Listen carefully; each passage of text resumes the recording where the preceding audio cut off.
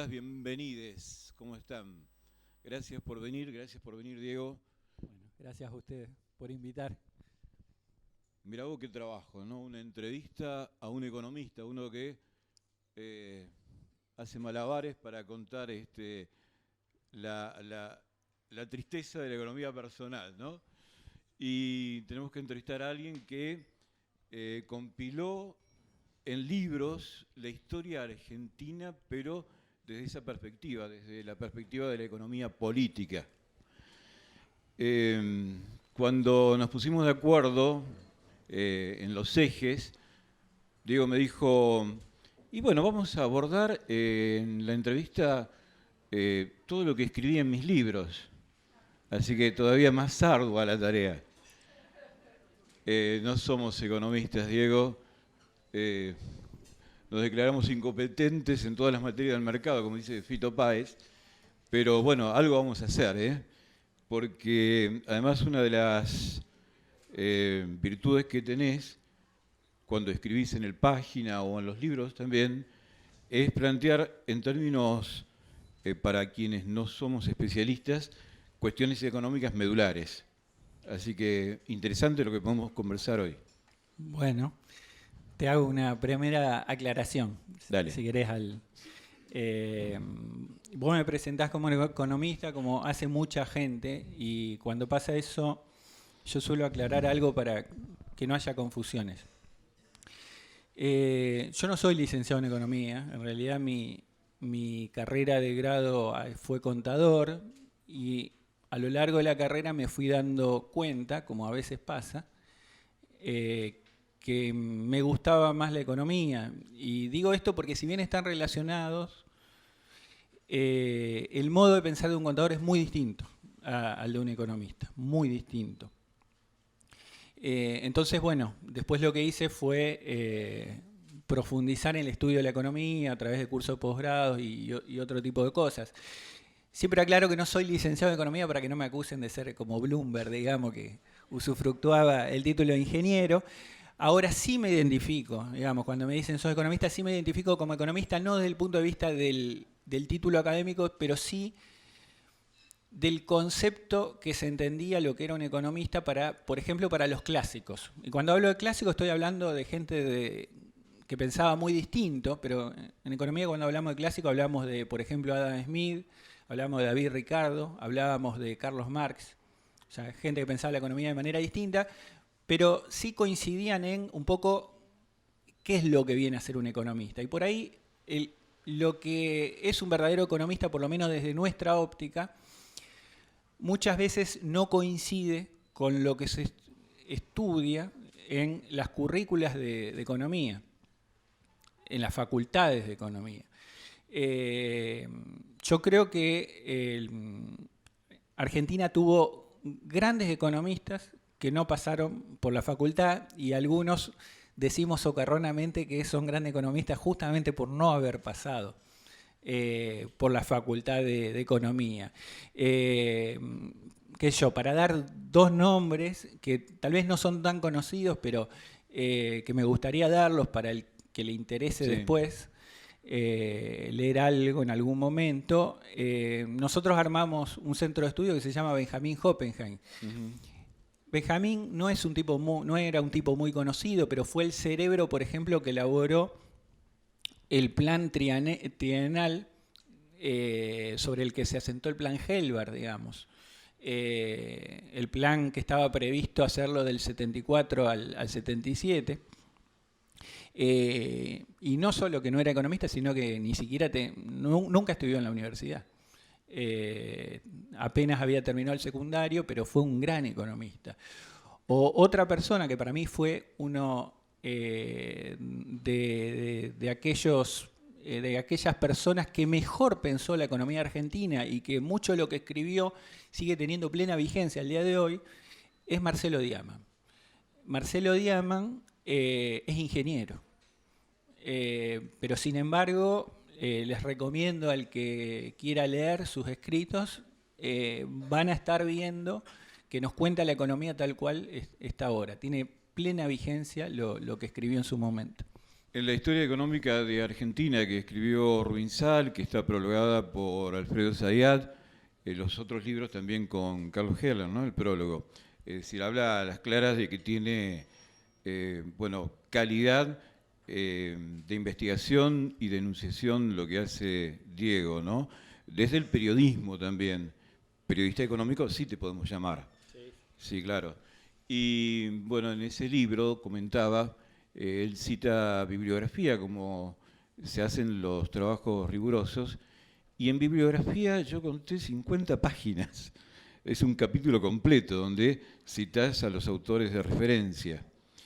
Y comenzás el tema del análisis de la historia argentina con el modelo agroexportador, allá en la generación del 80, ¿no? Y después vas avanzando en los distintos estadios de la política argentina, en los diferentes gobiernos y etapas. Es así que llegás incluso hasta la época de los gobiernos de Néstor y de Cristina. ¿Cómo avanzó la economía argentina desde aquel modelo que proponía la generación del 80 a encontrarse, por ejemplo, con una propuesta industrialista en la época del primer peronismo?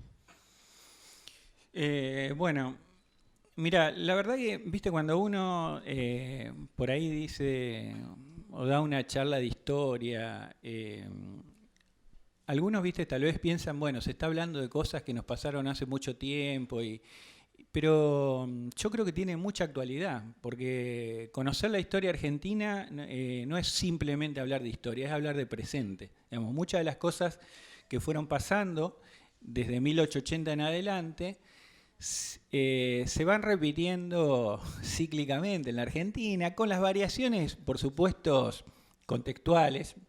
Un poco como dice Heráclito, nadie se baña al río dos veces. Nunca es el mismo, nunca uno es el mismo, nunca el río es el mismo. Hay cambios contextuales que, por supuesto, son muy importantes. Pero lo que son los grandes proyectos de país, en general, se mantienen con las circunstancias, como decíamos, con los cambios contextuales del caso.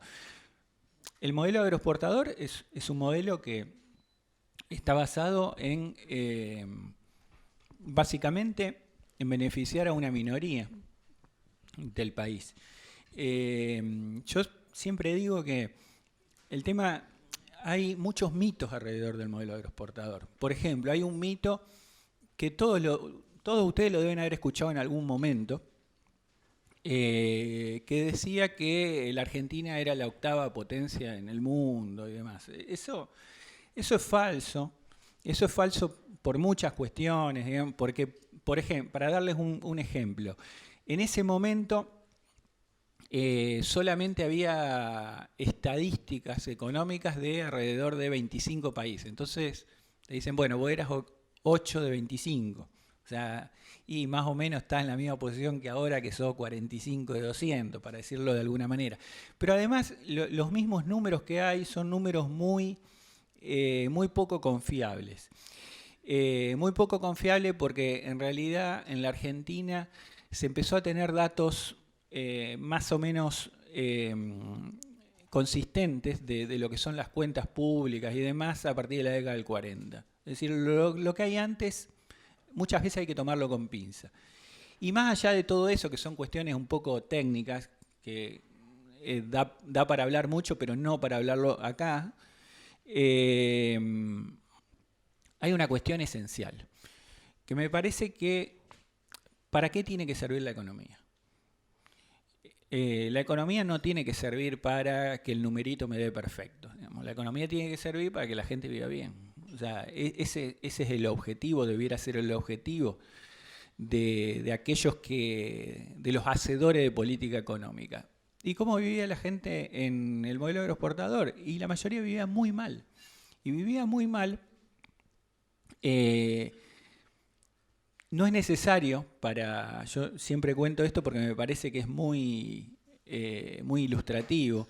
O sea, en ese momento el sindicalismo argentino, estamos hablando de principios del siglo XX estaba hegemonizado por el anarquismo, lo cual no era una sorpresa, porque nosotros, como ustedes saben, tuvimos fundamentalmente inmigración italiana y española, y eran lugares en donde el anarquismo era muy fuerte. Bueno, me llamó la atención un dato que largás allí, a principios del siglo XX, la expectativa de vida en 33, 34 años. sí, la expectativa de vida era bajísima, bueno, ni hablar analfabetismo, ni hablar la desnutrición que había.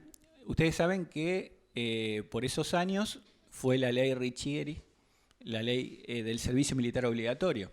Entonces, una de las cosas que dejó en evidencia esa ley fue que cuando los chicos se presentaban a cumplir el servicio militar obligatorio estaba la revisación médica. Bueno, hay muchos trabajos para el que le interese de hurgar en lo que son los certificados médicos, digamos, los resultados de las revisaciones médicas, donde la mayoría de los chicos no les daba la talla, estaban desnutridos. Digamos, la verdad es que es un verdadero muestrario de las deficientes condiciones sociales, ambientales y demás en que vivía la mayoría de la población.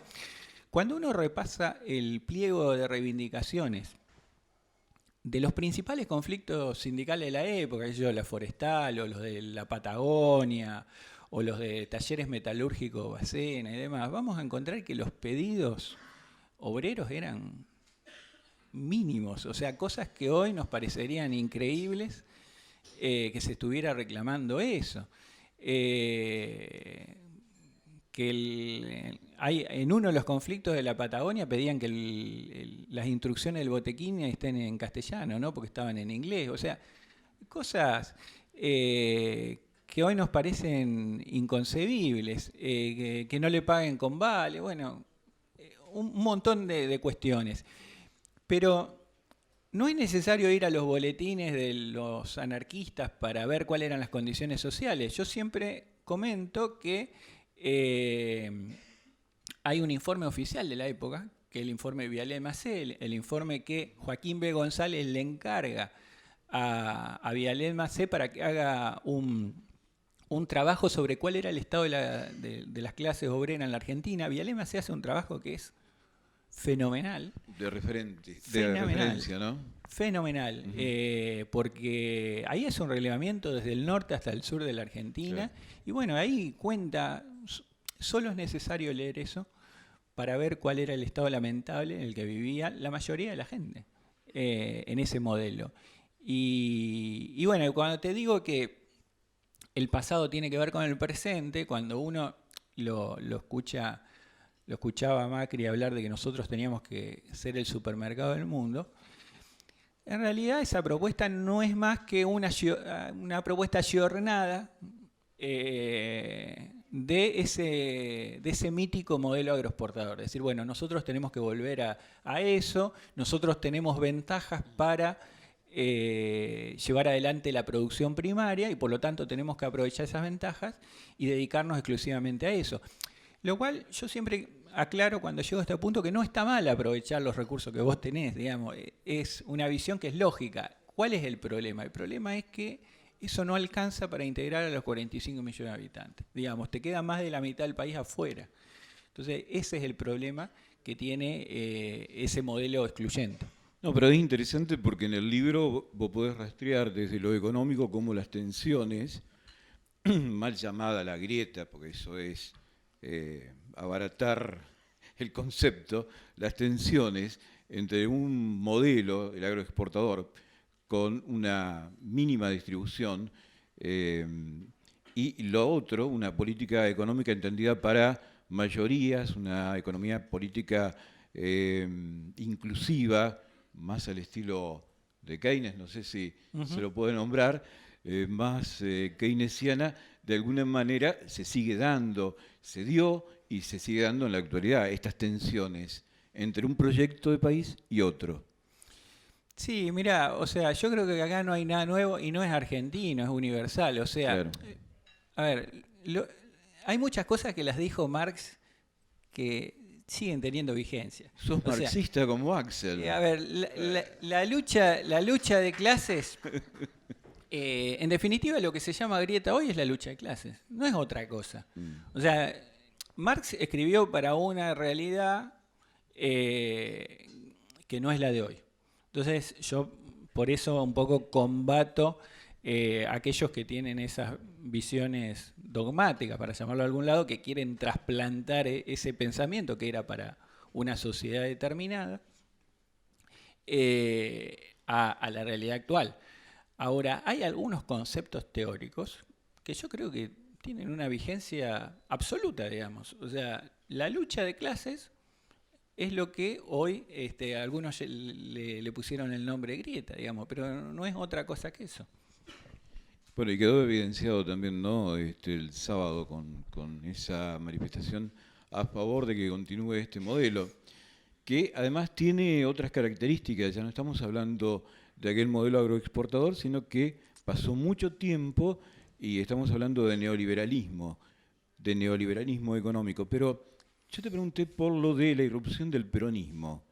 Vos dijiste que a partir de los 40, de la década del 40, había datos más fidedignos, más ciertos, datos estadísticos, y la economía básicamente tiene que ver con las matemáticas, con los números, y por lo tanto allí se puede tener una mejor apreciación sobre lo que ocurrió con el primer peronismo, entendiendo el primer gobierno y el segundo. El primero con un auge de la economía, un auge de una propuesta de industrialización, y el segundo ya con algunas cuestiones que estaban enrareciendo el panorama económico, tal vez también por el contexto mundial. Pero Perón, cuando habla de industrializar, ya había algo de industria, vos lo contás en tu libro, pero estaba referenciado únicamente al tema vinculado con los alimentos. Y en cambio, con el peronismo surge otro concepto, lo de la metalmecánica y demás. Sí, en realidad, a ver, todo proceso político, aún hasta los más radicales, si vos querés, tienen puntos radicales de... radicales, radicales en el sentido en las sociedades nunca se hace tabula rasa, o sea, nunca se empieza de cero. Claro. Todos los procesos políticos tienen puntos de ruptura y de continuidad con respecto a lo anterior. Con esto te quiero decir que el peronismo también lo tuvo, ya te voy a decir cuál es la continuidad. La continuidad tiene que ver con que la crisis del 30 puso en evidencia de que el modelo agroexportador era insustentable, digamos. O sea, entre otras cosas, ¿por qué? Porque nosotros exportábamos la producción primaria, el 70% de lo que producíamos lo exportábamos. Y con esa plata, con esas divisas, lo que hacíamos era comprar prácticamente todo lo demás. ¿Qué pasa con la crisis del 30? Con la crisis del 30 se derrumba los volúmenes que vendemos a la mitad, y a su vez también se derrumba a la mitad el precio.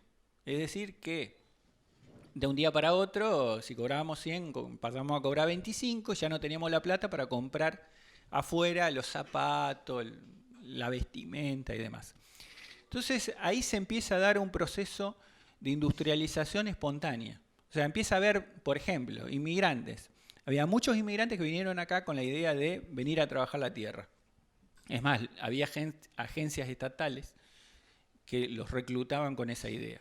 Cuando llegaban acá a la Argentina, muchos de ellos se daban cuenta que eso no lo podían hacer porque las tierras se las habían repartido, digamos, salvo algunas excepciones, entre ellas la zona nuestra, que fue una zona de más colonia, pero en lo que fue provincia de Buenos Aires, por ejemplo, bueno, los grandes latifundios y demás. Sí, las grandes extensiones ya Julio Roca se había encargado. Se había encargado. Entonces, esos inmigrantes se empezaron a quedar en las ciudades, porque no podían trabajar la tierra. Y bueno, a lo mejor muchos de ellos, uno había sido aprendiz de zapatero en Europa, y viene acá y cuando se enfrenta a esa crisis, agarra y pone un tallercito y empieza a fabricar zapatos. Entonces se empieza a dar un proceso. La industria crece mucho. Del año 32 al 39 se produce un salto importante en la industria. Pero espontáneamente. Decís. Espontáneamente. Uh-huh. Es más, prácticamente contracorriente, porque el gobierno de la década infame descreía de eso, o sea, planteaba que esas industrias eran artificiales y que una vez que se superaran los ruidos, los problemas en el sistema económico mundial, eso iba a desaparecer. Entonces continuaban apostando a lo viejo. Eso empieza a cambiar un poco con el golpe del 43, digamos, el golpe juniano. ¿Por qué? Porque ahí, digamos, la logia que da el golpe, el GO, la revolución de los coroneles y demás, ese grupo era un grupo muy heterogéneo. Era un grupo muy heterogéneo. O sea, estaban divididos en muchas cosas y en ese momento estaba el desarrollo de la Segunda Guerra Mundial. Había algunos que estaban a favor del eje, otros a favor de los aliados, otros neutrales. Tenían muchas divisiones, pero tenían un punto en común, que eran militares bastante industrialistas. O sea, un poco rescatando la tradición de Savio, de Mosconi y demás. Entre ese estaba el coronel Perón. Ese grupo empieza a hacer algo, inclusive el Banco Industrial, que Perón le va a dar le va a dar mucha importancia, fue creado antes del gobierno de Perón, fue creado en el 44.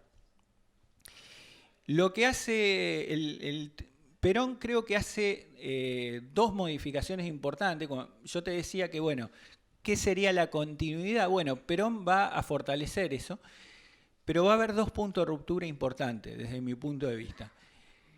En primer lugar, la industrialización deja de ser espontánea, pasa a ser una política de Estado. Y a partir de ahí hay una batería de medidas de política económica, crediticia, impositiva, etcétera, destinado a eso, destinado a impulsar la industria. Digamos, hay un objetivo claro. Y por otro lado, el segundo punto de ruptura importante con lo que venía, me parece que en el peronismo, es el lugar que le da a los trabajadores. O sea, porque le da un lugar simbólico en el proceso político, simbólico y concreto, muy importante, que hasta ese momento no se lo habían dado, digamos, porque hasta ese momento un poco en el elenco militar industrialista estaba la idea de desarrollar la industria, pero el tema de la distribución del ingreso, eso no estaba tan claro como se iba a estar después con Perón. Vos también contás en el libro que había un proceso complicado porque lo que se exportaba era Inglaterra, se cobraban libras, pero los insumos para la industrialización había que comprárselos a Estados Unidos en dólares. Y ahí había un circulante difícil de manejar, ¿no? Por el tema cambiario. Sí, bueno, ahí el mundo no estaba estructurado tal cual está ahora, donde tenés una moneda que es hegemónica, como es el dólar, más allá de que tenga sus problemas el dólar en estos momentos también, pero sigue siendo la moneda hegemónica a nivel global. O sea, vos vas con dólar y podés comprar en cualquier lado. En ese momento no era así. En ese momento había varias monedas que coexistían y Argentina tenía un problema adicional, que cobraban libras de Inglaterra y tenía que pagar en dólares. Bueno, eso generaba una especie de comercio triangular que traía algunas complicaciones, inclusive durante la guerra. Bueno, está esa fantasía de que Perón recibió el Banco Central lleno de oro y qué sé yo. No es así. No, no es así. No es así. Muchas de esas reservas estaban en Inglaterra. Claro. O sea, estaban como libras bloqueadas. Y toda la negociación con el tema de la estatización de los ferrocarriles, en buena medida los ferrocarriles se terminan pagando con esas reservas que estaban bloqueadas en el Banco de Inglaterra. Y también en el primer gobierno de Perón, vos mencionás lo de trabajar en la sustitución de importaciones. Es en el primer gobierno que comienza a materializarse esto, ¿no? Es decir, empezar a hacer acá lo que antes se compraba afuera. Un proceso que también se dio en la etapa o se intentó en la etapa de los gobiernos de Néstor y Cristina, ¿no? Y que es clave también para la economía y sobre todo para esto que vos decís que tiene que atender la política económica, que es tratar de que haya pleno empleo. No sé si eso ya es una utopía o no. Pero en aquel momento, sí, era uno de los idearios, ¿no? Lo del pleno empleo, la ocupación, el fortalecimiento de los trabajadores nucleados en sindicatos, la CGT, todo esto que mencionaste. Sí, ahí hay un poco dos etapas. Hay una primera etapa en la cual se le da mucho impulso a la industrialización por sustitución de importaciones fácil, que se llamaba en ese momento. O sea, decir, bueno, eh, es, es sencillo ponerse a fabricar, o relativamente sencillo, ponerse a fabricar la heladera, la cocina y demás. Lo que no es tan sencillo es fabricar el aluminio, es decir, los insumos para poder fabricar esos artefactos. Entonces hay una primera etapa en la cual se le da mucho impulso a la producción de los bienes de consumo finales, hasta que se llega a un punto en el cual, que bueno, se vuelve a repetir con el gobierno de Cristina, de lo que en economía se llama la restricción externa. Te faltan dólares. Entonces, para poder sortear eso, si vos no tenés los dólares no podés seguir creciendo, entonces para sortear eso, ahí fue cuando Perón lanza el segundo plan quinquenal, en el año 52, y la idea del segundo plan quinquenal era profundizar el esquema sustitutivo, es decir, empezar a fabricar adentro esos insumos que teníamos que seguir comprando afuera, como para evitar eso, esa crisis en la balanza de pago porque te quedas sin dólares. ¿Por qué te quedás sin dólares? Bueno, básicamente porque, situándonos en aquella época, en esta época tenemos algunas diferencias, pero la idea es más o menos la misma. Vos, los dólares que te entran genuinamente son los de las exportaciones. Nosotros básicamente exportábamos alimentos. Entonces, cuando la economía crecía, la gente ganaba más, y cuando la gente ganaba más, comía más, consumía más.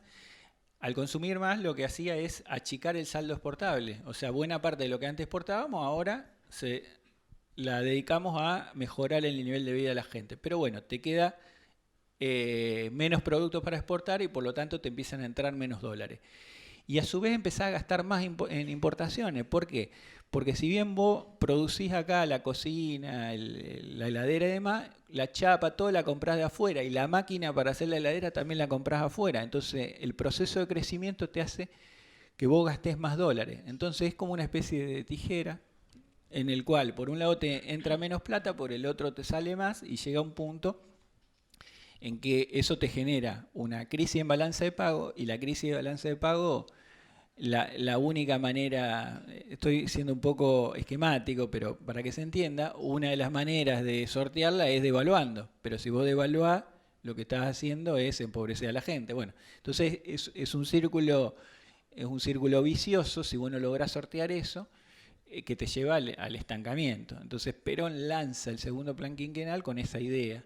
Bueno, eso queda medio trunco, el golpe de Estado, y después el desarrollismo de Frondizi, aunque con otras ideas, pero tiene elementos en común con eso, ¿no? Profundizar el esquema sustitutivo, y por eso hace la batalla del acero, del petróleo, los contratos petroleros tan criticados de Frondizi y demás. Desde un punto de vista de la geopolítica, ¿es posible que un país subdesarrollado o dependiente, como quieras llamarlo, o emergente, como se les dice ahora de un modo más elegante, pueda realizar un desarrollo industrial genuino? Digo, porque recién planteabas todo esto, ¿no? Que, bueno, la intención está, las políticas estaban, pero había un límite que era ese, el que impone la geopolítica, donde los desarrollados te venden lo que vos tenés que comprar para hacer crecer o para desarrollar tu industria. Y ahí hay un círculo difícil de romper de acuerdo a lo que habías explicado. Bueno, lo que vos decís es lo que le rompe la cabeza a todos los economistas en este momento. Porque, a ver, qué sé yo, uno, como dice Gramsci, ¿no? El pesimismo de la razón o el optimismo de la voluntad, digamos. Uno elige dónde pararse. Y porque uno piensa de que es posible, uno sigue dando la batalla cultural y demás. Ahora, eso no quiere decir de que uno sea tonto y no registre cuáles son las restricciones que existen. La verdad es que una cosa era industrializarse a comienzos del siglo XX y otra cosa es industrializarse hoy, donde vos tenés todo un esquema de poder que está muy consolidado y donde hay cristalizado una distribución del poder mundial que te genera múltiples restricciones. O sea, para darte un ejemplo, antes no existía la Organización Mundial del Comercio. Hoy la Organización Mundial del Comercio te pone restricciones para que vos cuides a tu industria. Por ejemplo, el tema de arancelarios y demás. Entonces, la realidad lo que te muestra es que me sobran los dedos de la mano para contar de casos que han sido exitosos en este camino. De haber llevado adelante una industrialización tardía de manera exitosa. De todas maneras, bueno, más allá de esto, que es un objetivo, como dice Galeano, ¿no? El horizonte Sí. que siempre perseguimos, de todas maneras, pensar la economía, no para pocos, sino para muchos, y desde un punto de vista inclusivo, genera un estado de bienestar, como se lo llamó en la época de Keynes y sus recetas.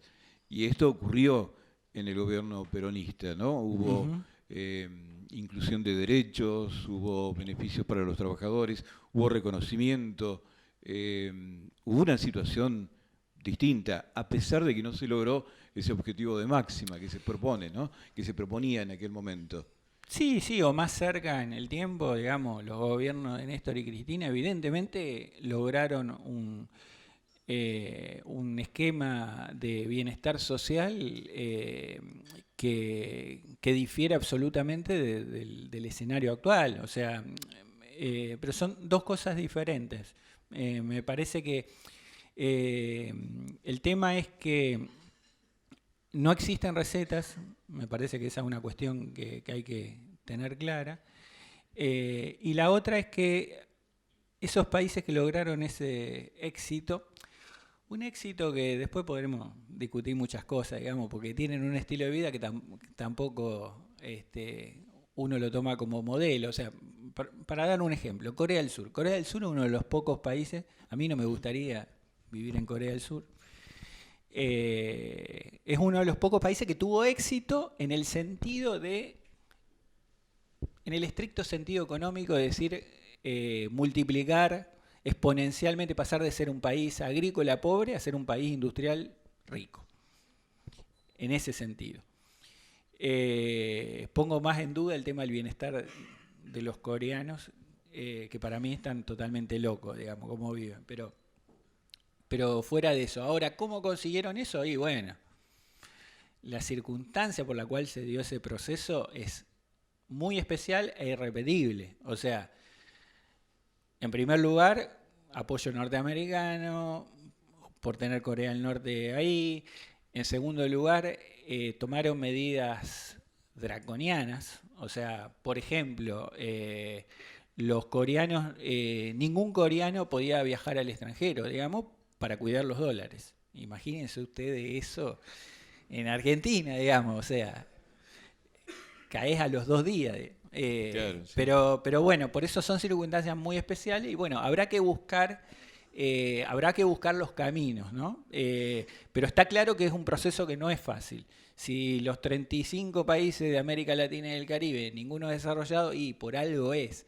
Hay una distribución del poder mundial que te está poniendo la pata encima y llevar adelante ese proceso no es tarea fácil, ¿no? No me quiero venir tan al presente, aunque vamos a venir acá porque estamos en una encrucijada. Después de las primarias abiertas, simultáneas y obligatorias, el nivel de reservas cayó en 8.000 millones de dólares y lo que hay que pagar es el doble a fin de año. Bueno, el Fondo Monetario Internacional tampoco existía en en los primeros gobiernos de Perón se fue generando allí, ¿no? Pero no tenía el peso de esas deudas que se fueron generando luego. Aparte tenía otra función, digamos. El Fondo Monetario en realidad, bueno, digamos, a todos nos queda la bandera, ¿no? De decir, bueno, Perón le dijo que no, qué sé yo. Pero más allá de eso, que fue un acto de soberanía, Sí. La verdad es que el rol del Fondo Monetario Internacional era muy distinto al actual. Digamos, el Fondo Monetario Internacional surge en los acuerdos de Bretton Woods, cuando se reúnen los países que van a ganar la Segunda Guerra Mundial, y dicen, bueno, tenemos que generar un orden económico mundial para que no sea, digamos, el periodo de entreguerras había tenido muchísimos problemas de devaluación competitiva, que un país hacía una devaluación, después otro, y era todo un quilombo. Entonces, no, pongámonos de acuerdo en algunas reglas. Y en ese ponerse de acuerdo en algunas reglas, Keynes fue uno de los que propuso, digamos, la constitución del Fondo Monetario Internacional. En realidad se crearon dos organismos, el Fondo Monetario Internacional y el Banco Internacional de Reconstrucción y Fomento, que después es lo que hoy conocemos como Banco Mundial. La función de esos dos organismos era, por un lado, la del Banco Mundial era prestarle plata a los países para que se desarrollen, para obras de infraestructura, aquellos países que necesitaban la plata. Y del Fondo Monetario Internacional era, cuando un país tenía problema en balanza de pagos, esto que estábamos hablando de hoy, que te empieza a faltar los dólares, yo te los presto para que no tengas que hacer un ajuste. Mirá vos la idea original.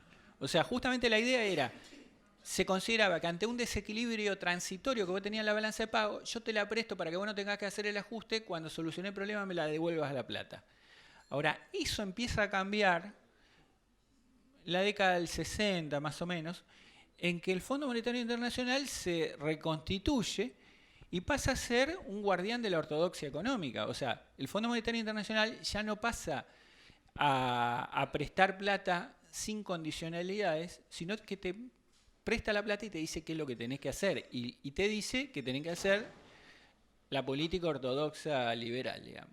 Entonces, el Fondo Monetario que existe hoy es muy distinto a el original, al cual había, a la idea original por la cual había nacido. Tal es así de que al Banco Mundial y al Fondo Monetario Internacional se les llamaba los gemelos de Keynes, otros que Keynes había planteado.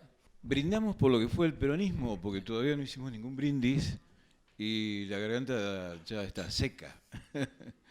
Bueno, brindamos, ¿sí? Por las políticas económicas inclusivas.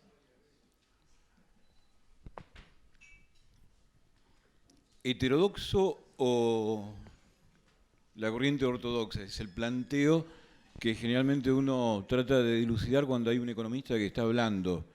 Entonces, ¿son las dos únicas corrientes o vertientes? La ortodoxia y la heterodoxia. Vos mencionabas a Keynes. ¿Qué vigencia tiene el pensamiento de Keynes y la aplicación de las políticas de Keynes en el siglo XXI? Bueno, en realidad el cuerpo, o sea, uno dice ortodoxia o heterodoxia para simplificar. Sí. En general, cuando estás haciendo referencia a una escuela económica, que en economía se llama marginalismo. Algunos le dicen neoclásicos. Para mí está mal la denominación, porque neoclásico es como si fuera una continuación del trabajo de los clásicos, y la verdad es que no tiene nada que ver con lo que planteaban los economistas clásicos, inclusive no tiene nada que los marginalistas se salen de eso, y es una visión extrema del liberalismo. Es lo que comúnmente se denomina neoliberalismo, esa visión de un Estado mínimo, de que el mercado sea el que autorregule todas las relaciones económicas y demás.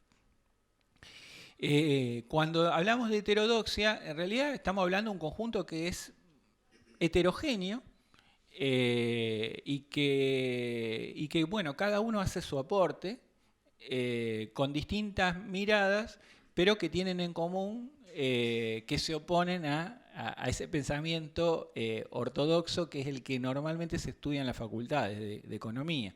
Entonces, Cuando hablas de heterodoxia estás hablando de keynesianismo, estás hablando de marxismo, estás hablando de un montón de corrientes. Cuando vos planteabas el chiste de lo de Axel y demás, bueno, Axel es un economista heterodoxo que yo creo que una de las características que tiene la heterodoxia es que es bastante pragmática, digamos. O sea, va tomando de cada escuela lo que le sirve. Entonces yo creo que el pensamiento heterodoxo argentino es un pensamiento económico que se nutre de ideas de Marx, se nutre de ideas de Keynes, se nutre de ideas muy ricas del estructuralismo latinoamericano, digamos que fue una corriente muy importante, la cual dio origen a la CEPAL, por ejemplo.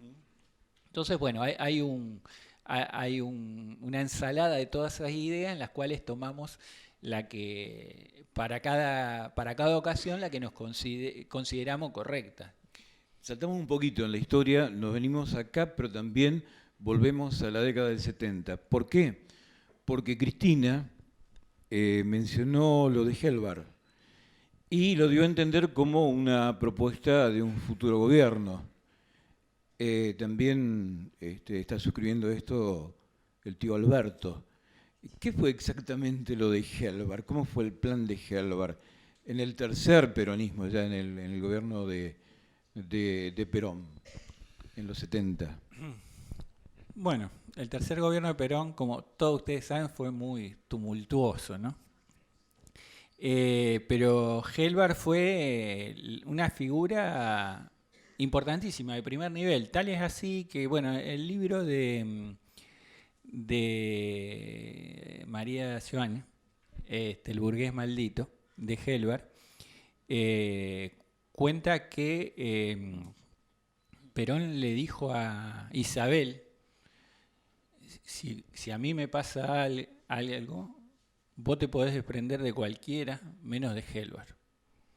No le hizo caso. Ese era el nivel de confianza de Perón con Helvar. Helvar era el número 2, era el número 2 del gobierno. Y a su vez, bueno, enemigo de López Rega, por eso termina tan mal.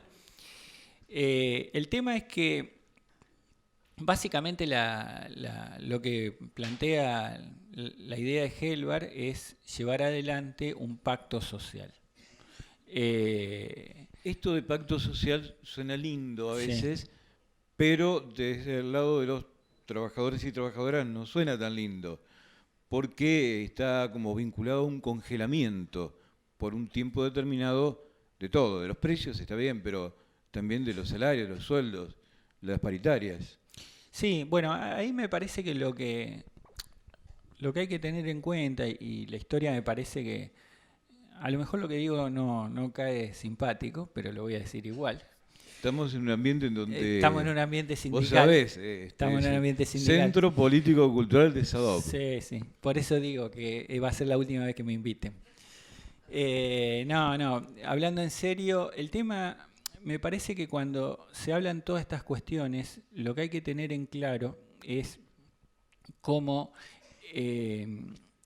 termina el trabajador al final de la jornada, digamos, al final de la negociación. ¿Por qué te digo esto? Porque, a ver, vos podés obtenés un aumento salarial que sea del 30%. Y fenómeno, digamos, y tener una inflación de 40, perdiste. ¿Entendés? Entonces, al mismo tiempo, vos podés hacer un pacto social en el cual tenés una recomposición del 5% y la inflación del 2% y ganaste. O sea, esto te lo digo, es muy de primer grado, si querés, pero para que se entienda el concepto. De que a veces a los trabajadores les conviene mucho más generar, digamos, un espacio en el cual tengan la capacidad de recuperar poder adquisitivo a partir de bajar lo que son los incrementos nominales. Y el ejemplo más claro de esto me parece que fue el Rodrigazo. Cuando fue Rodrigazo, todo pasó a la historia Rodrigo como el... Celestino Rodrigo, estamos hablando del año 75. Año 75. pasó a la historia como Rodrigazo, pero en realidad el ideólogo del plan Rodrigo fue un personaje muy oscuro que es Ricardo Sin. Ricardo Sin fue una especie de viceministro de Rodrigo y él, cuando iban los sindicatos a negociar, les decía, suponete el sindicato le decía 50. No, dice, pedí más, pedí más, pedí más. Se están quedando cortos, pidan más, pidan más, pidan más. Y después él lo contaba risueñamente, porque después de ser funcionario de Rodrigo, pasó a ser funcionario de la dictadura militar, del equipo de Martínez de Oz. Y él contaba risueñamente cómo esta anécdota, la ha dicho en charlas, empresario, decía, yo le decía pida más, así se va todo el demonio. Entonces, si se va todo el demonio, listo, claro. Esto se va al carajo, digamos. Y vos fijate cómo el pasado siempre es presente, ¿no? Porque el tipo que le enseñó economía a Mauricio Macri es Ricardo Sin, porque Ricardo Sin fue empleado del grupo SOCMA y el encargado de capacitarlo en economía a Mauricio Macri. Y le contrató para darle clases a Mauricio Macri a Álvaro Alzogaray. Mira cómo la historia. Cierra todo. Cómo cierra. ¿Qué pasó con el plan de Helbar? ¿Saboteado de ese modo o hubo, bueno, otras aristas, otras cuestiones que también socavaron la posibilidad de ese pacto social? Además de, bueno, del fallecimiento de Perón. Sí, mirá, ahí el pacto social fundamentalmente estaba asentado en una idea que es hacer un pacto social con tres patas, el Estado, la CGE por los empresarios y la CGT, y por otro lado, llevar adelante el plan trienal del que te hablaba. La idea del plan trienal era justamente generar una modificación en la estructura productiva que a vos te permitiera conseguir los dólares necesarios como para evitar los problemas que habían tenido los anteriores gobiernos populares. La elaboración de ese plan trienal fue contrarreloj, fue un ejercicio de planificación espectacular, digamos, para el que le gusta estudiar temas de planificación fue espectacular lo que se hizo. Y se hizo así porque Helbar lo apuraba a la gente para que lo termine, porque Helbar sabía que el único apoyo que tenía era Perón, que si Perón se moría, eso quedaba en la nada. Y en esos, digamos, en ese plan también lo que estaba previsto una orientación geopolítica distinta, porque, por ejemplo, estaba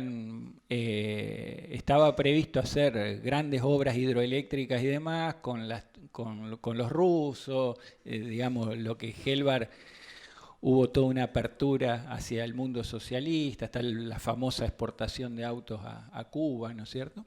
Esto también se había dado en el primer gobierno de Perón, ¿vos lo También contás? se había dado, sí. Pero con Helbar toma un impulso. Bueno, Helbar fue recibido en la Unión Soviética por Brezhnev con una visita de Estado. Bueno, eso demuestra todos sabían aparte que Helbar era afiliado al Partido Comunista, ¿no? Por eso a mí me causa mucha gracia cuando Pichetto lo acusa a Kicillof de comunista. Digo, bueno, si se entera que Perón nombró el ministro de Economía a un afiliado al Partido Comunista, se cae de culo. Claro. ¿No? Pero bueno. El topo le decían, Sí, ¿no? Sí. Bueno. Vos pertenecés a una generación, acá hay muchos compañeros tuyos, coetáneos, que también dicen lo mismo, que sienten nostalgia de un tiempo, de una década no vivida.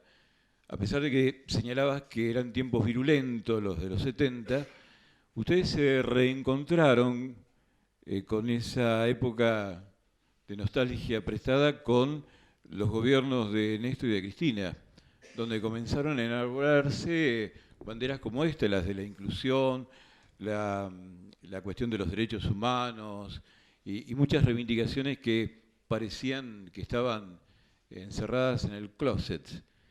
¿Cómo viviste vos lo que Forster llama la anomalía kirchnerista, esto de los gobiernos?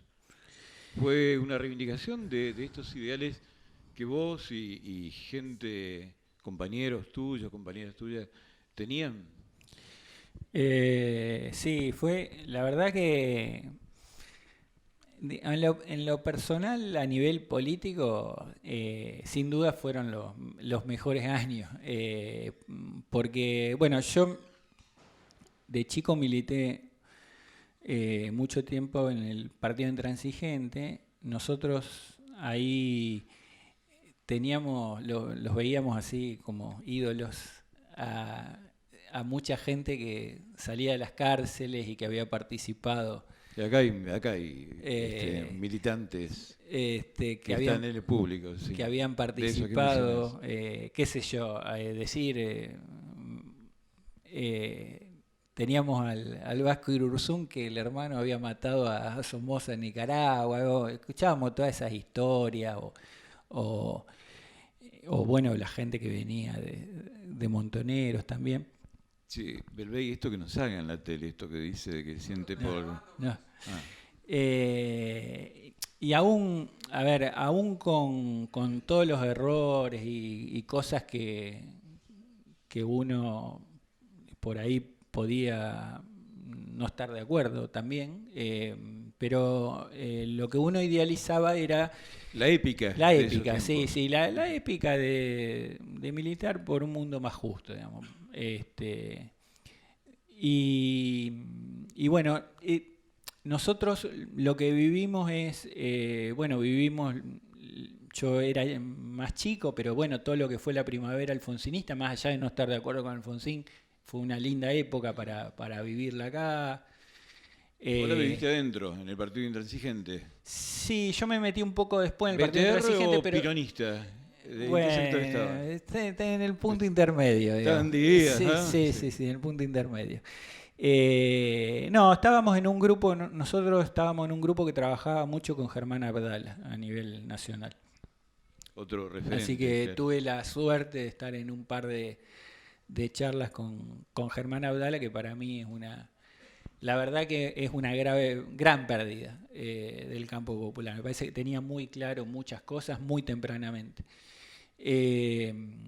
Y bueno, no, entonces te decía que, bueno, después vino la decepción, ¿no? Todo la década del 90 y demás, y me digo que todos nos fuimos alejando un poco De la militancia. sí, de los ámbitos de militancia. Por supuesto que seguíamos de cerca la política porque, qué sé yo, nos gusta, pero con mucho escepticismo y te diría con mucho cinismo, que yo creo que es la antítesis del militante, porque el militante es un tipo que yo creo que si algo no tiene que hacer es ser cínico.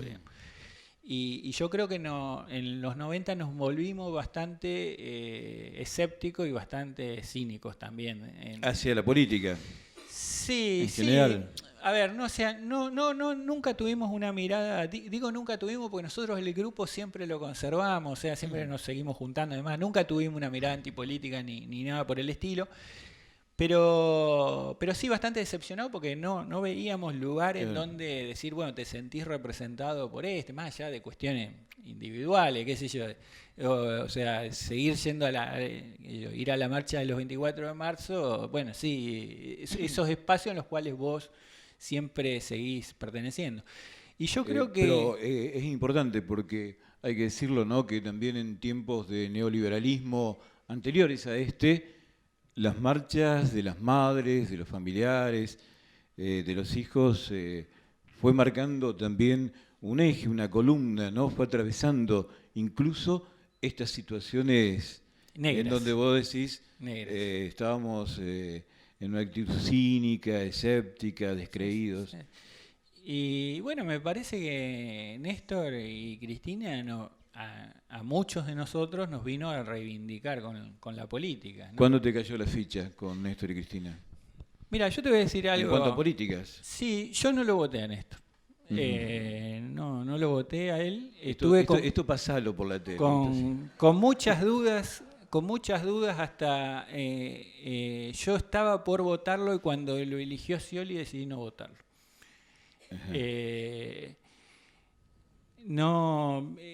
Tenía muchas dudas. Me parecía una figura que me gustaba lo que decía, pero no me la creía. La verdad que no me la creía. Y yo te digo que el mismo día que asumió, el 25 de mayo del 2003, yo lo escuché, el discurso, y dije, a mí me parece que viene en serio. O sea, le empecé a creer. Ese día le empecé a creer y después, bueno, tampoco él no tiene nada que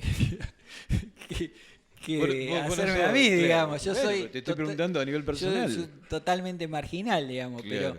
pero bueno, yo le empecé a creer bastante enseguida, digamos. Me sentí muy identificado muy rápido con Néstor y bueno, después con Cristina también. Y ahora, desde la mirada del analista económico, del periodista de economía, lo interesante, lo importante que se dieron en estos gobiernos, si podés enumerar algunas de las medidas que se tomaron. Bueno, me parece que, yo siempre digo que el discurso de Néstor del 25 de mayo es una excelente clase de economía política.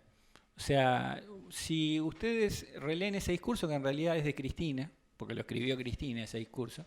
¿Puedo decir que le escribía a Cristina todos los discursos? Sí, ese discurso se lo escribió Cristina. No sé si todos, pero ese se lo escribió Cristina. Si vos lo lees, vas a tener la contestación a tu pregunta. O sea, está absolutamente claro todo lo que se hizo. O sea, decir, bueno, la necesidad de integrar a la población, de que empiecen a tener ingresos, de hacer una sociedad más equitativa y demás. Hubo algo que me llamó mucho la atención hace algunos años atrás.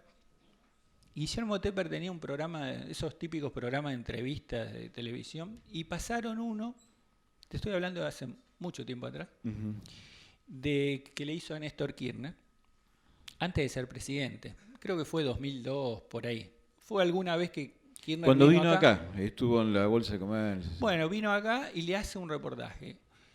Y a mí me chocó ese reportaje, me llamó mucho la atención porque el tipo dijo lo que hizo. O sea, cosas a las cuales no estábamos acostumbrados y que yo pensaba, a lo mejor este reportaje yo lo vi y no le di bola, digamos, al reportaje, porque uno por ahí está acostumbrado a que te haga al verso, digamos, uno estaba acostumbrado a que te digan nada y después hacían cualquier cosa.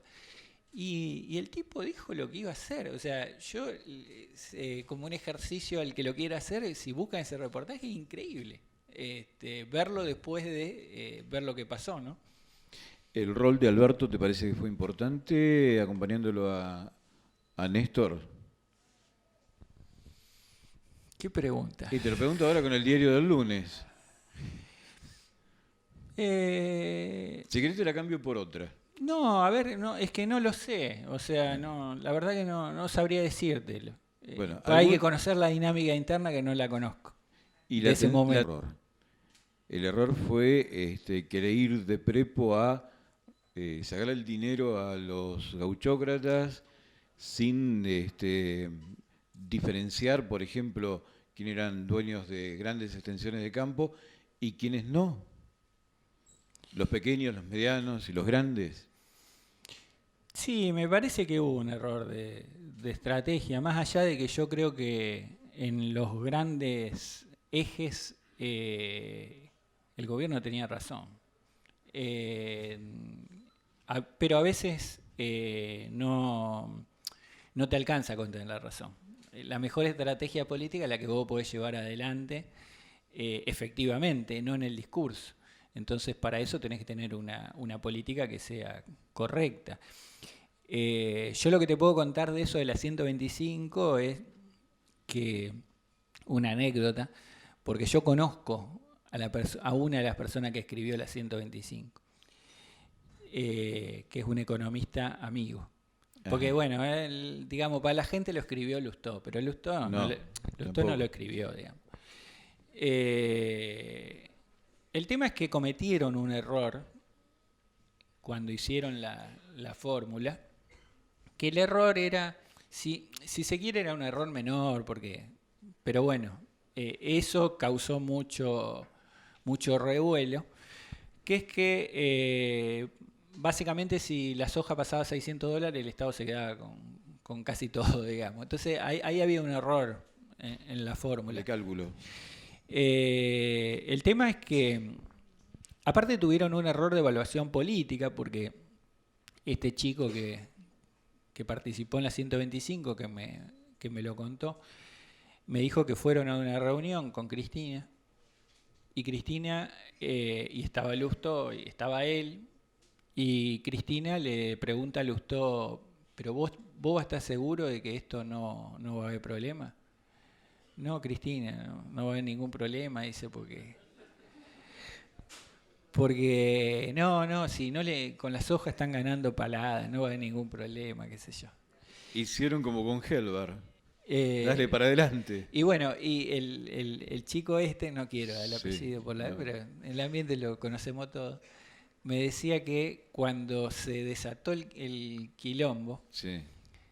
dice, yo me volví, dice, del Ministerio de Economía a mi casa en colectivo, dice, llorando, porque yo decía, yo voy a hacer caer al gobierno de Cristina. Decía él, estaba muy mortificado por haber metido esa pata, digamos. Diego, lo dijo hoy Pedro cuando te presentó. Te habíamos invitado sin saber lo que se iba a vivir luego de las PASO. Y lo que se vivió luego de las PASO fue una devaluación intencional de parte del gobierno, según algunos según Redrado. Claro, muy cercanos al poder. Y estamos viviendo una situación en donde salimos de las PASO, fue derrotado numéricamente el gobierno, el oficialismo, en las primarias, cotejando precandidatos, y faltan todavía 60 días para el 27 de octubre. ¿60? Estamos en una encrucijada con el Fondo Monetario Internacional revisando, ¿cuántos? 61 días. Lo tienen contado ya, van contando, van marcando. Sí. Bueno, y con el Fondo Monetario Internacional auditando el cumplimiento o no de lo que se habían comprometido y la posibilidad de que haya un nuevo salvataje económico con dinero, con divisas que nos van a seguir endeudando. ¿Resistimos estos 61 días? ¿Y de qué manera? ¿De qué modo? Yo sé, un economista, pues lo dijo Alfredo Zayat cuando estuvo en Santa Fe, que te diga lo que va a pasar, te miente, es un chanta. Pero no, bueno, tu mirada, pues estamos en una encrucijada, de verdad, en donde nosotros somos las víctimas también. Sí, a ver, yo creo que con lo que pasó el día después de las PASO, para mí hay tres posibilidades. O sea, una posibilidad es la que vos decís, que fue a propósito. Es verosímil. No sé si es lo que pasó, pero es muy verosímil. O sea, lo que dijo Redrado tiene visos de ser verosímil, que pensaron de una manera de terrorismo económico. Es decir, bueno, que suba el dólar y salimos a decir que miren lo que pasa. Bueno, lo que dijo el lunes Macri, digamos. Es probable, es una posibilidad cierta. Hay otra posibilidad que es impericia. Tampoco es para descartar. Y la tercera posibilidad es que el fondo les haya dicho, muchacho, no intervengan. Veamos a dónde se va el dólar. O sea, las tres alternativas son posibles con múltiples cruces entre esas tres, digamos, porque tienen vasos comunicantes. Con respecto a lo que va a pasar, la verdad que 60 días es una eternidad lo que puede pasar. En esta situación, en este contexto. Sí. Mirá, en el último mes se perdieron 10.000 millones de dólares de reserva y tenemos 57. O sea, con lo que hay ahora, a este ritmo alcanza para 6 meses reservas cero, pero cero reservas brutas. O sea, si vos te ponés a hacer cálculo, hoy tenés 57.000 millones de dólares de reserva, de las cuales 40.000 son lo que te dio el fondo y los 18.000 es el swap chino y chau. O sea, chau. Y de esas 47.000 millones hay 15.000 millones que son plata de los ahorristas. Son los encajes de los bancos. Es decir, la situación es muy compleja, absolutamente compleja, y además que tiene, porque bueno, se da la discusión del tema, bueno, el gobierno tiene que salir a intervenir o no. Y la verdad es que en el marco de la lógica del modelo económico, estás en una situación en la que hagas lo que hagas, estás muy complicado. ¿Por qué? Porque si intervenís estás quemando reserva. Y si no intervenís se te va el dólar.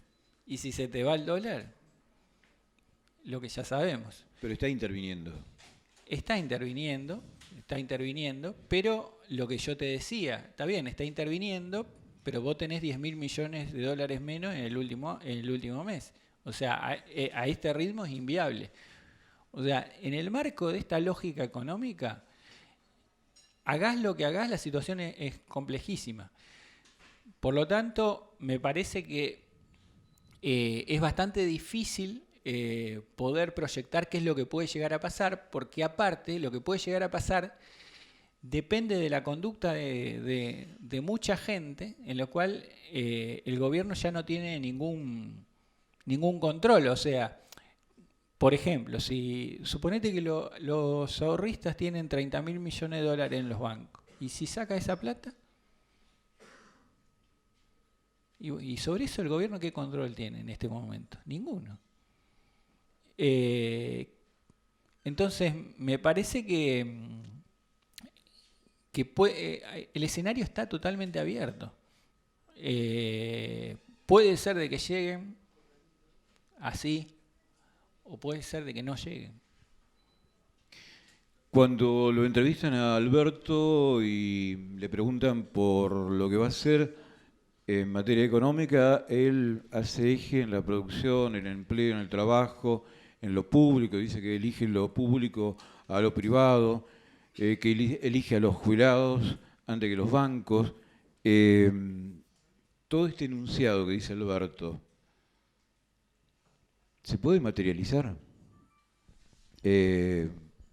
Seguramente que sí, si hay intencionalidad política, pero digo, con esta deuda, con esta pesada herencia que van a dejar, con estos compromisos con el Fondo Monetario Internacional, vamos derecho a esta propuesta que había dicho Cristina, lo que se hizo en el tercer gobierno de Perón, esto del pacto social como posibilidad, con una renegociación con el Fondo Monetario Internacional. ¿Cómo ves la implementación en un nuevo gobierno? Por supuesto, un gobierno con otro signo político, ¿no?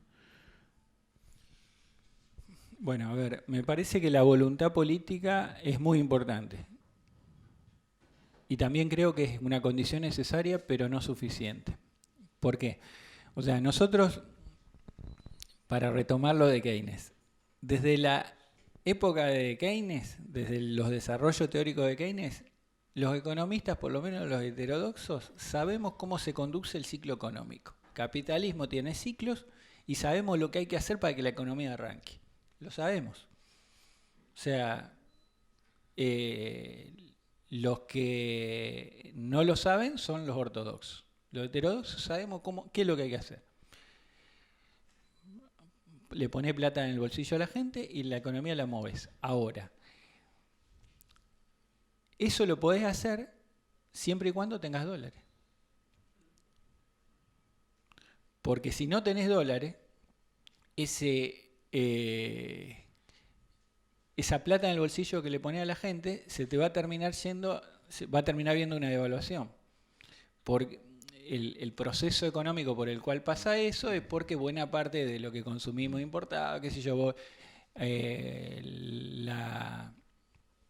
vos le mejorás el bolsillo a una gente y por ahí se compra el celular, eso necesitas dólares para comprarlo y demás. Bueno, llega un momento que tenés un problema en la balanza de pago. Entonces,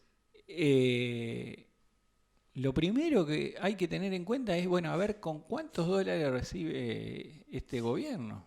Eso no lo sé. No sé con cuántos dólares lo va a recibir. Y en segundo lugar, me parece que hay algo que se cae de cajón, que va a haber que renegociar la deuda. Eso me parece que ya no hay ni discusión de ese tema, que es impagable la deuda como está, que va a haber que renegociarla. Aún así, aún renegociando y demás, bueno, vamos a ver cuál va a ser el margen que vamos a tener para poder llevar adelante estas políticas de mejoramiento de los ingresos que nos permitan mejorar el bienestar de la gente. Con esto no quiero dar una mirada totalmente pesimista, creo que hay cosas que se pueden hacer, hay cosas que son más sencillas de implementar, cosas que podés hacer más rápidamente que te implican un menor gasto de dólares, como por ejemplo, qué sé yo, si vos construís viviendas populares, bueno, buena parte de esos insumos son nacionales, bueno, podés ir generando cosas, o sea, no es que no podés hacer nada. Ahora que la situación es compleja y a mí me preocupa mucho, en este sentido, las expectativas que podemos generar en la gente. Me parece que no vamos a tener otro 2003, 2004, 2005. Creo que la situación va a ser más dura que eso. Entonces, por eso yo creo que la coalición política y social que apoya a este gobierno va a tener que ser muy fuerte para poder bancar esta parada, porque el mejoramiento creo que va a ser progresivo. La pesadilla de Diego Rubinsal. A veces de la noche sueña conmigo. Me gustó que hagas la aclaración de que sos contador y no economista. Por eso te entendí todo lo que dijiste. Porque si fueras economista no te entendía. Mi pregunta viene media por este lado. Lo nombrabas un poco a Helber y un poco también a Marx y pensaba en la cuestión de la conciencia de clase. Como evidentemente en los gobiernos de corte, vamos a decir, nacional y popular, sí, la clase obrera, el pueblo y demás es el más beneficiado, pero los empresarios también son beneficiados. O sea, no pierden, no ganan como ganan con Mauricio Macri, obviamente, pero no pierden rentabilidad, no pierden mercado, no pierden consumo, no pierden nada. Y sin embargo, cuando llega el momento de optar por un modelo, eligen el modelo de Mauricio Macri. Incluso los pequeños y medianos empresarios, que no son IEXA, digamos. ¿Se puede pensar en este gran pacto que de alguna manera se nos está proponiendo en estas elecciones? Cuando enfrente tenés a una cantidad de empresarios pyme, con los que lamentablemente tengo que hablar todos los días, que te lloran, pero no te reconocen que se equivocaron a la hora de militar la campaña de Mauricio Macri, que lo llevaba a Alfonso Prat Gay como ministro de Economía. ¿Es factible, digamos, pensar en ese acuerdo cuando quizás, no sé si el empresariado argentino o una parte del empresariado argentino está dispuesto a hacer el sacrificio que tiene que hacer dentro de ese acuerdo nacional? Me intimida un poco la pregunta porque yo soy fan de Belén de Grossi, entonces me intimida. Mira, yo creo que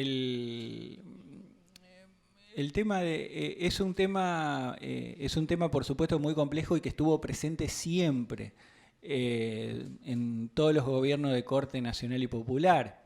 Tal es así de que, bueno, justamente la ligazón de Perón con Helber comienza en la década del 50, cuando se plantean construir una herramienta empresaria que se contraponga a lo que era la UIA, ¿no? Digamos, siguiendo un poco con la historia, pero que tiene mucho que ver con el presente, la UIA bancó la fórmula Tamborini-Mosca que enfrentó a Perón, o sea, la bancó con cheques, o sea, no es que ahí plata bancarizada, con lo cual, digamos, siempre se posicionó en contra de un presidente que postulaba un modelo industrial. Entonces, en ese pacto que hicieron Perón y Helber ya en la década del 50, Helber lo que le planteaba un poco en función a lo que vos decís, es decir, acá tenemos que armar algo en el cual no aparezca como que es una central empresaria peronista. Hagamos algo como que no hay nada y ahí empecemos a aglutinar a los empresarios. ¿Por qué se produce este fenómeno? El cual, porque vos me decís, y no, bueno, no ganaron tanto como de Macri. Y depende. O sea, yo creo que los que ganaron con Macri son muy poquitos. Son muy poquitos. Vos fijate Arcor. Arcor tiene 62 años de historia y solamente cerró balance con pérdida en el año 2002 y ahora va 2 años seguidos con Macri. O sea, estamos hablando de una empresa líder. Acá hay empresas muy grandes a las cuales les fue muy mal y le está yendo muy mal. Para dar un ejemplo de ahora, quebró Sarandí, digamos, una fábrica de papel muy conocida. Y así podríamos seguir, digamos, el listado es muy largo. ¿Por qué se da este fenómeno? Bueno, me parece que hay algo que... ¿Por qué los empresarios votan en contra de un modelo que a ellos también los beneficia? Mira, hay un escrito de la década del 40 de un economista polaco que yo se los recomiendo porque lo pueden leer, lo van a entender todo. Es muy clarito. El economista se llama Kalecki. Fue un tipo que en realidad desarrolló, inclusive antes que Keynes, muchas de las ideas que Keynes planteó. Lo que pasa que, como pasa siempre, ¿no? Kalecki era polaco, el otro inglés. Entonces quedó, digamos, la idea del inglés. Pero Kalecki, en ese trabajito, que son muy pocas hojitas, son 7, 8 hojas, desarrolla ese tema que vos estás planteando. Y lo que él dice es que los empresarios están dispuestos inclusive a resignar ganancias, a ganar menos, con un gobierno con el cual ellos no se sientan amenazados. Digamos, ellos lo que se sienten es cuando la situación se acerca al pleno empleo, ellos pierden poder de negociación. O sea, lo que ellos tienen miedo es a perder la disciplina de la fábrica, que se le vaya de las manos. Porque si vos tenés pleno empleo y tenés un conflicto con un tipo y el tipo se te pone en gallito, y bueno, sabe que si vos lo vas a echar, va a conseguir trabajo en otro lugar. Esa situación no existe cuando hay mayor nivel de desempleo. Entonces, ahí ese empresario pierde una herramienta de presión que es importante. Entonces, me parece que la explicación viene más o menos por ahí. ¿Cómo haces para que el sector empresario lo pongas en condiciones de poder participar de un pacto social? Bueno, me parece que es palo y zanahoria.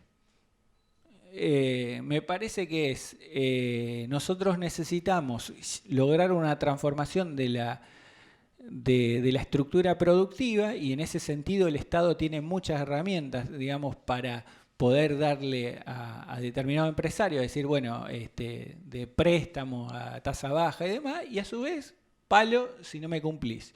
Es lo que hicieron en Corea. Digamos. En Corea hicieron eso, digamos, qué sé yo, Guillermo Moreno, la caperucita roja al lado de los coreanos. Pero los coreanos los coreanos lo fusilaban, digamos, a los empresarios. Con esto no digo que el método es el método de Moreno, porque para mí el método de Moreno fue absolutamente inefectivo, digamos. O sea, yo tengo 1000 críticas para hacerle a Moreno. Lo que sí creo es que tenés que tener una capacidad estatal de poder tener capacidad de disciplinamiento ante los actores económicos. Tengo 2 preguntas. Una, a partir de 1820, con la ley de enfiteusis, y después con Roca distribuyendo con la campaña de Desierto Tierras, ¿por qué nunca hubo una reforma agraria en Argentina? Esa es una. Y la otra, mucho más moderna. Estamos contentos con Vaca Muerta y las posibilidades que tiene y toda la publicidad que se hace. cuando en el mundo están prometiendo que en el 2020, 25, 30 no va a haber más autos que consumen petróleo, nafta, ¿no? ¿Qué relación hay con esta publicidad de vaca muerta, como si fuera la salvación de la Argentina, con esto que en el mundo se está tratando de evitar? Bueno, me parece que no hubo reforma agraria, entre otras cosas, por el poder político y económico que acumuló un sector. Y eso, los otros días lo escuchaba a un serbio que vino a dar una conferencia acá en la Argentina, que es uno de los tipos especialistas en el tema de desigualdad. Y lo que él decía era que lo que está pasando en el mundo es que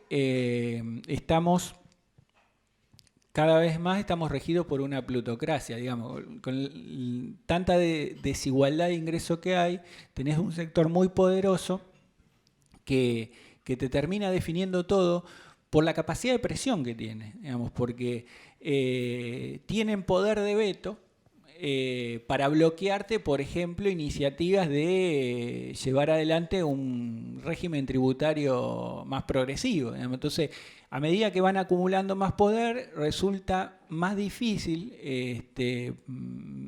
enfrentarte a esos sectores y llevar adelante políticas que los perjudican. Dicho esto, a mí me parece que con el peronismo hubo algunos avances. Ahí hubo una famosa comisión que se hizo, y durante el peronismo, si bien no hubo una reforma agraria, hubo una distribución de tierra, hubo compras de tierra y distribución de tierra, y hubo una recolonización importante. Ahí en el libro que escribí, que mencionaba Daniel, yo pongo estadísticas de cómo creció durante esa etapa la cantidad de titulares de tierra, cómo descendió el arrendamiento y creció los titulares de tierra, porque entre otras cosas se dieron créditos blandos bastante accesibles para que esas personas que antes alquilaban los campos la compraran. A pesar de eso, toda esa masa siempre fue antiperonista, ¿no? Pero se dio un proceso bastante interesante que no llegó ni mucho menos a hacer reforma agraria. Diego, me acuerdo que también en el libro, y esto me llamó la atención como dato, hablando de mentiras electorales, la Unión Democrática proponía la reforma agraria también en su base programática. Y eso que allí estaba la sociedad rural, ¿no? Y estaban los dueños de las grandes extensiones de tierra. Así es. Sí, viste que la posverdad no es un invento. No es un invento de Macri. Sí. Y la otra era, ya estoy medio viejo, ya no me acuerdo. No, bueno, a ver, me parece que el tema, a ver, con respecto a esas previsiones que se hacen, que en el 2000, yo a veces soy un poco escéptico y siempre cuento de un trabajo que se hizo a comienzos del siglo XIX en Nueva York, en donde contaban que dentro de, decía, qué sé yo, ponele 20 años, no se iba a poder transitar más por las calles de Nueva York, porque por la cantidad de bostas de los caballos, porque bueno, todos andaban en carruaje, entonces por la cantidad, habían hecho un cálculo de la cantidad de bosta que iba a haber en el camino y que nadie iba a poder transitar más Nueva York. Bueno, después vino el auto. Entonces yo soy un poco escéptico de esas visiones medio apocalípticas, es decir, no va a haber esto, o el fin del trabajo. Ahí Rifkin escribió un libro sobre eso. Si ustedes leen ese libro, que fue escrito hace muchos años, van a ver cómo no pasó lo que dice él. No digo que sean cosas para descartarla, pero sí para tomarla con cuidado. Y el tema del recurso, sí. Está bien, pero el petróleo mueve muchas cosas más allá del auto. O sea, mientras el petróleo esté, va a tener mercado. O sea, y me parece que explotar el recurso en sí está bien. Después hay que ver cómo lo explotás y otro tipo de cuestiones, ¿no? Ahí digamos, hay un tema que tiene que ver con la actualidad, que es lo que está pasando en el Amazonas y demás. Que Bolsonaro es un hijo de puta y todo lo que ya sabemos, o sea, eso está fuera de discusión. Ahora, hay bastante hipocresía en eso, ¿no? Porque que los franceses se planteen como que son los defensores del medio ambiente, digamos, con el tema ambiental hay mucha hipocresía porque los países desarrollados son los que generan la mayor cantidad de residuos que son los que... y te dicen a vos que vos no podés utilizar los recursos. No estoy hablando del Amazonas, estoy hablando en general. Entonces, con respecto a ese tema, Correa, cuando fue presidente del Ecuador, Correa tiene muchos recursos minerales, lo que planteaba era, hizo un trabajo, que lo pueden encontrar por internet. Lo que Correa planteaba es decir, bueno, nosotros tenemos estos recursos, porque en Ecuador también le decían, bueno, no pueden explotarlo. Perfecto, ahora ustedes que son los que emiten y demás, entonces dennos para compensar que nosotros no podemos explotar los recursos y nosotros los mantenemos. Entonces me parece que hay mucha hipocresía en ese debate ambiental, más allá de que todos estamos de acuerdo de que hay que cuidar el ambiente y que lo del Amazonas es una barbaridad y demás, ¿no? Si es que no me quedo corto, capaz decían tres. La primera, vos hablaba de que el peronismo no logró plasmar una reforma agraria. En la práctica no lo logró. En lo jurídico, en la Constitución del 49 está la propiedad social de la tierra y que la tierra es para los que la trabajan, eran los principios inspiradores de don Arturo Sampay, uno de los convencionales del 49, ideado por el general Perón. Traído todo a raíz de la doctrina social de la Iglesia, desde el Papa León XIII a la actualidad con la Laudatio Si en primer lugar. En segundo lugar, ¿vos no crees que es hora de reponer el primer ministerio que sacó Macri para terminar con la especulación y con la recaudación, con la especulación financiera y con la recaudación para transferírsela a los grandes sectores de poder, que es reinstaurar el Ministerio de Economía? Entonces cumplimos con un apotegma del general Perón, que el capital al servicio de la economía y la economía al servicio del trabajo. Gracias. Institución del Ministerio de Economía al servicio, obviamente, de la producción, del trabajo y demás. Hola, ¿qué tal? ¿Cómo estás? Dos cosas. Vos planteaste con el gobierno de Cristina el tema del estrangulamiento de la balanza de pagos, de la falta de dólares, cuando se quiere establecer un proceso de industrialización. Y también en otro momento dijiste que bueno, las grandes potencias le ponen el pie a los países emergentes cuando quieren también entrar en este proceso. Entonces, ¿cómo sería la solución a esto? Si vos querés, ¿cómo? O sea, insistimos con esto de industrializarnos, ¿cómo lo hacemos? Bueno, sí, en realidad eso de ponerle la pata encima, hay un economista coreano que usa una analogía que me parece que es válida, que él dice, los países desarrollados lo que hacen es patear la escalera. ¿Qué quiere decir eso? Es decir, bueno, suponete que vos desarrollarte implica subir al primer piso. Entonces, ¿cómo se desarrollaron todos los países? O sea, todos los países que hoy son centrales, con proteccionismo, aranceles y demás. ¿Qué sería la escalera? O sea, usaron la escalera. Entonces, ¿qué es lo que están haciendo ahora ellos a través, por ejemplo, de la Organización Mundial del Comercio? Ellos están allá arriba y te patean la escalera y te dicen, compitamos. Claro, pero vos estás allá arriba y yo estoy acá abajo y no me dejás usar la escalera. O sea, no me dejás usar los aranceles, no me dejás... Mirá, con respecto...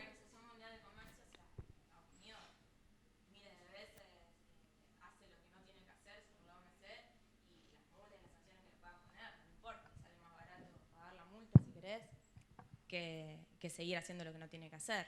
Sí, sí. Mira, yo creo que, a ver, la única salida que hay, y no digo que sea fácil, pero la única salida que hay es tener una política industrial, requiere planificación, que creo que fue lo que no hubo. No lo digo como crítica, porque, a ver, fue muy difícil. Los gobiernos de Néstor y Cristina fueron muy difíciles y tuvieron que atajar penales todo el tiempo. Ahora, si vos lo pensás desde un punto de vista superador, lo que tiene que haber es una planificación industrial, es decir, bueno, a ver, ¿qué sectores considero que tengo que incentivar y darles todo el apoyo, desde crédito, todo lo que sea? Y me parece que ahí tiene que jugar un rol importante la ciencia y la tecnología. O sea, porque cuando hablamos de industrialización no estamos hablando exactamente de lo mismo de lo cual hablábamos en el primer y el segundo gobierno peronista. Digamos, el mundo ha cambiado y hoy lo que te puede permitir pegar un salto en el nivel de desarrollo es llegar a dominar cadenas de valores industriales intensivas en conocimiento, digamos, todo lo que tiene que ver con ciencia y tecnología. Que en parte, algunas de esas cosas eran lo que se estaba haciendo, digamos, porque cuando vos hablas de la tarea del INVAP, la tarea de los satélites, de los reactores nucleares y demás, bueno, estamos hablando de eso. Por supuesto que vos no necesitas un INVAP, necesitas 50 INVAP. Y bueno, ese es un camino que lleva tiempo y es un camino que me parece que requiere bastante destreza y a veces hasta prueba de error, ¿no? Porque hay veces que te salen mal las cosas, digamos, no es que siempre te va a salir bien. A los países centrales le salieron mal varias cosas y bueno, y en algunas le pegaron. A ver, para dar un ejemplo concreto, Toyota salió bien, pudo haber salido mal. Ahora, Toyota perdió durante 40 años, perdió dinero. Y el Estado japonés estaba atrás, apostando a eso y bueno, hasta que salió. O lo mismo Nokia, porque yo te digo Nokia y todo el mundo piensa en celulares, pero en realidad Nokia, el origen de Nokia es una empresa maderera de Noruega. Y se decidió una reconversión de esa empresa y apostar a la electrónica y el Estado noruego estuvo ahí atrás. Y bueno, llegaron a ser líderes en el tema de celulares. Bueno, son apuestas a mediano y largo plazo, lo cual implica ir gestando coaliciones políticas y sociales muy fuertes que te apoyen esos procesos, porque no son procesos fáciles ni son procesos rápidos. Y bueno, tal vez lo que nos faltó en la última etapa es eso, digamos. O sea, se fue resquebrajando esa coalición y el gobierno cayó. En lo inmediato lo que tenemos que atender es la emergencia social, digamos. O sea, esa es prioridad 1. Me parece que esa es una de las bases que tiene que tener el pacto social. O sea, lo primero que tenemos que hacer es dirigir medidas hacia esos sectores, o sea, dentro del margen que tengamos para hacer cosas, y ese sector tiene que ser prioritario. Cosa que no pasó, porque vos inclusive fíjate con las últimas medidas de Macri, la verdad es que la mayoría de esas medidas están destinadas a la clase media. Sigue siendo una apuesta electoral de Macri. O sea, cuando Alberto Fernández le dice vos tenés que actuar como presidente, no como candidato, bueno, las medidas que tomó, actúa como candidato. O sea, continúa apostando a fortalecer ese núcleo duro, para decirlo de alguna manera, o tratar de recuperar algunos votos ahí que perdió, y como que no se da cuenta de la situación de emergencia. Y como cierre, porque no lo va a decir él, siempre se habla de Diego y de los pergaminos, que es escritor, que publica en Página 12, que trabaja en distintos medios, pero también recorre los barrios, y lo hemos visto, también explicando en términos simples, sencillos, cuestiones de política económica en los barrios del oeste, en la vecinal Chalet, y es también parte de su militancia. Así, cuando decimos que es un analista económico heterodoxo, también hablamos de esto. Y lo digo en referencia a lo que mencionabas. No, pero vos te olvidaste de decir lo más importante. Lo más importante no es que soy escritor ni nada, que soy hincha de Colón.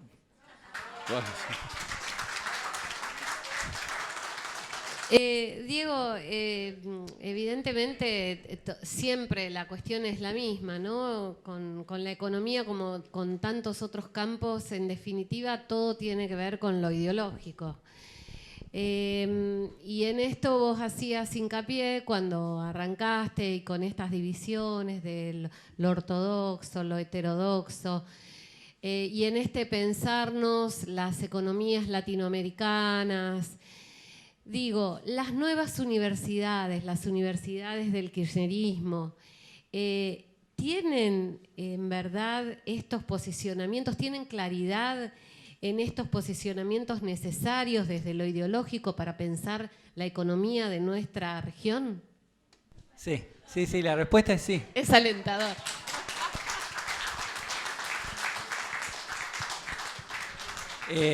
Me parece que lo que hay que tener en cuenta cuando se habla de economía,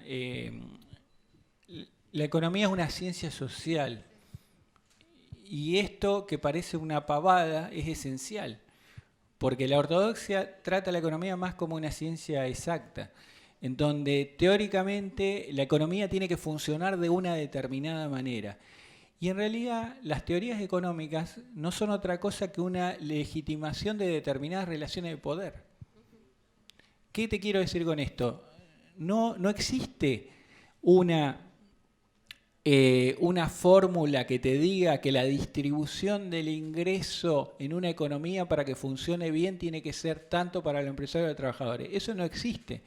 O sea, cuando te quieren hacer creer que los trabajadores tienen que ganar menos, lo que te están contrabandeando bajo una teoría económica es ideología. Te contrabandean ideología.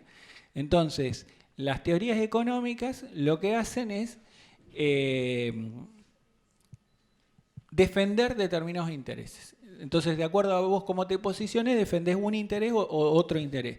Y esto lo tienen muy en claro los sectores empresarios y no lo tienen a veces tan en claro los sindicatos. Y vuelvo a enemistarme con lo... ¿Por qué te digo esto? Te lo digo porque vos fijate la cantidad de think tanks, de tanques de idea, bancados por sectores empresarios. Vos tenés gente, vos tenés, te diría así un número medio al voleo, pero debes tener 300 economistas en la Argentina que están bancados por empresas. Y no tenés tantos economistas que están bancados por los sindicatos para que elaboren insumos que permitan contrarrestar eso que te lo instalan en los medios de comunicación. Entonces, me parece que esa es una cuestión que no está suficientemente clara. No hablo del SADOP, hablo en general, hablo a nivel país. Me parece que es un tema en el cual nos falta mucho para darnos cuenta de eso.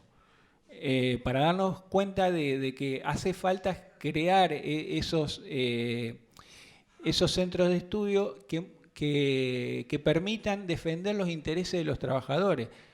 Y esos centros de estudio, para dar no lo digo por mi caso particular, yo tengo mi trabajo, ¿no? Pero funcionan en base a voluntad exclusivamente. Y te estás peleando con un tenedor contra gente que tiene una artillería. O sea, contra gente que está bancada para producirte insumo teórico que te dicen que está mal que los trabajadores ganen bien. Entonces, bueno, esas son cosas que en su momento habrá que repensarlas.